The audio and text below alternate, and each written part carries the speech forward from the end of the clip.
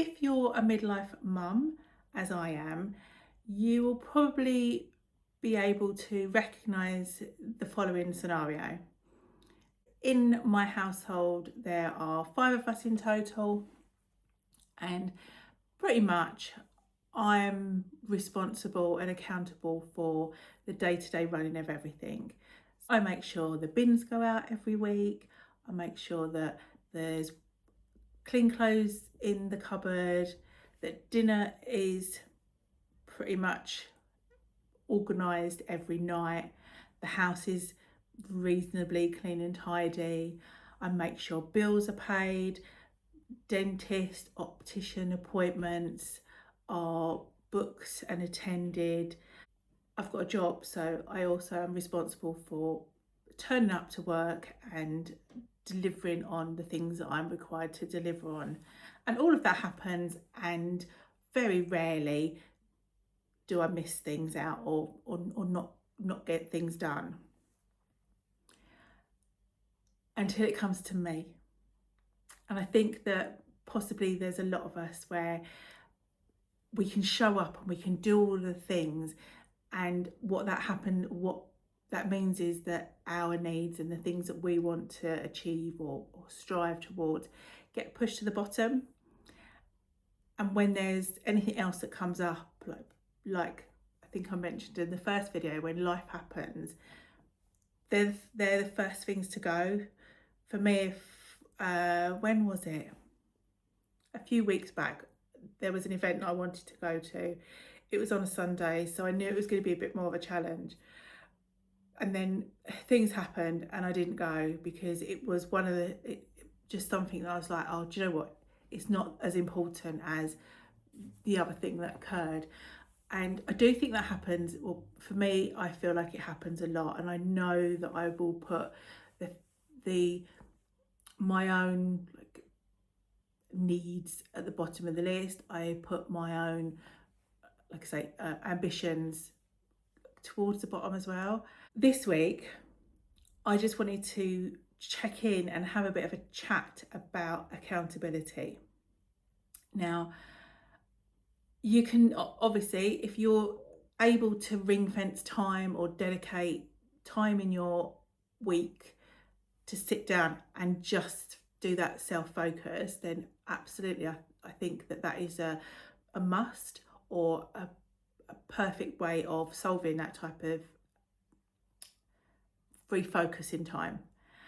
I always think to myself every Sunday, because it's the end of the week, I really want to do like a reflection and journaling. I love the idea of journaling. I really, really do. It comes to Sunday afternoon, and by that point, it's the end of the week. I'm usually exhausted.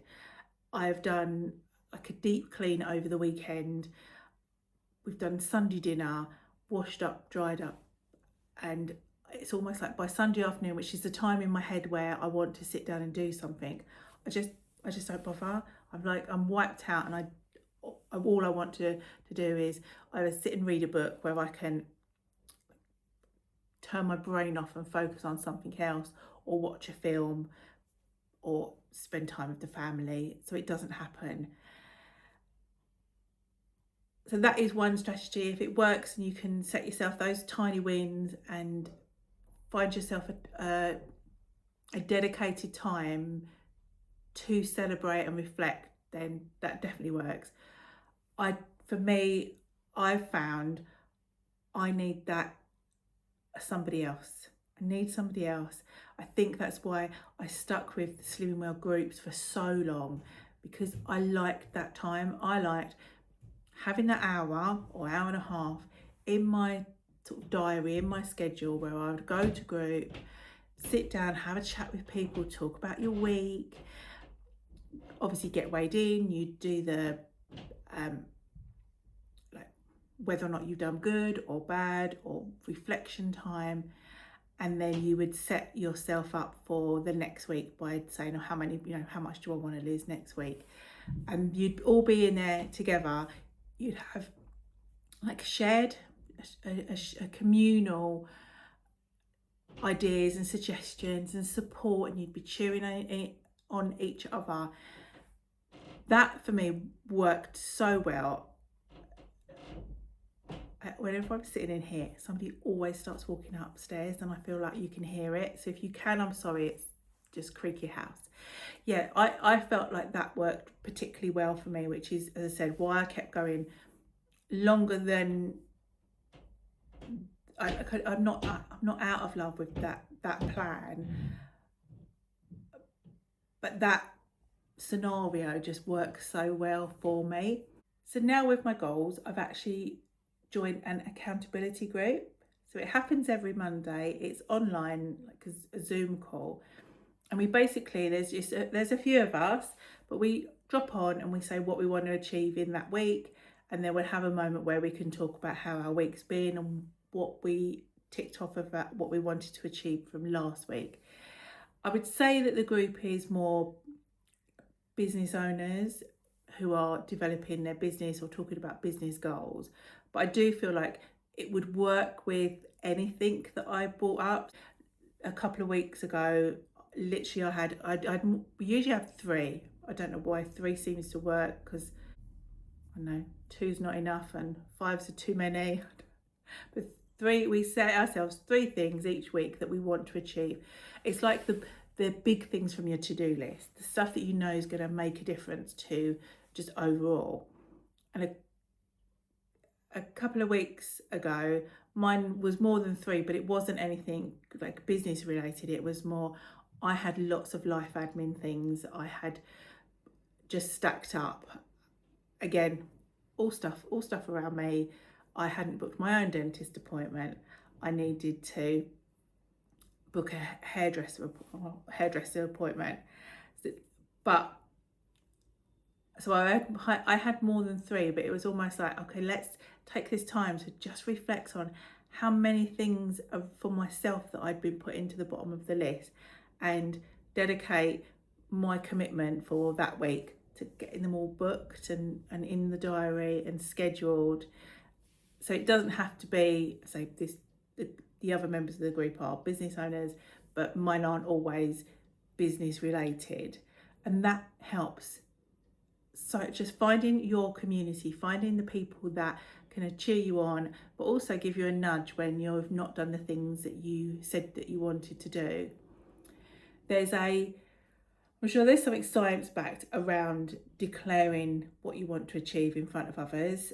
Definitely there's a moment where you're like, I've said I'm going to do this. So sometimes it's like Sunday evening, sort of watching TV or whatever I'm doing, and then I'm like, oh, there was that thing that I was supposed to have done this week, and because I'm also a people pleaser, I'm like, I can't show up not having done it, and I'll quickly make sure it's done, just so that I don't get on the call and say, oh yeah, I didn't do that one. My needs wasn't as important this week, when they really always should be. I suppose the point of this week is, if you've got some way of keeping yourself accountable that works for you, then just recognise that it's very powerful. Carving yourself out time just to sit and think about the things that you want to do for yourself or you want to achieve for you, it keeps that balance, so you're not always burning yourself out for other people, that you are taking a moment just to put that focus back within. It's a bit like when you go on an aeroplane and they say put your own mask on before seeing to your children's masks, although that goes against like every fibre in a mum's being. If you really think about it, if you are starved of oxygen and pass out before you can see your children, then you're both not going to make it. Whereas if you can make sure that you're able to help somebody else by doing that one thing first, then it means everyone's going to be okay. So yeah, if you have got a way of doing that, then just acknowledge the fact that that is important. Spending time on your own needs and development is important for everybody.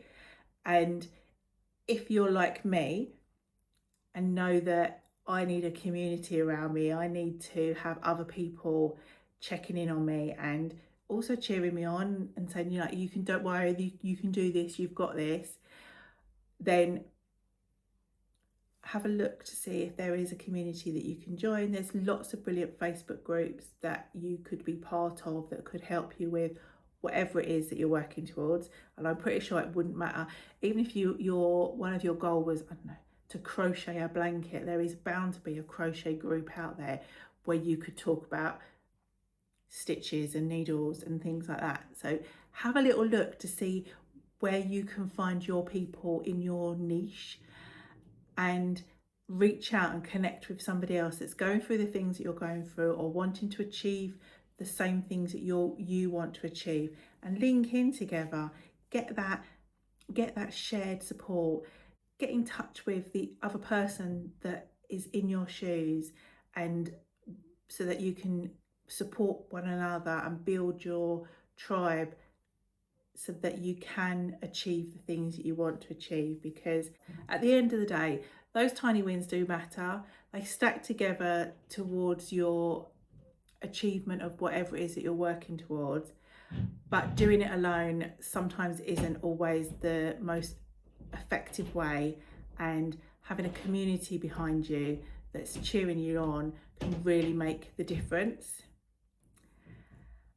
As always, thank you for watching. Please do let me know how you're getting on with and what you're doing, like what you want to achieve, in the comments, and I will see you next time.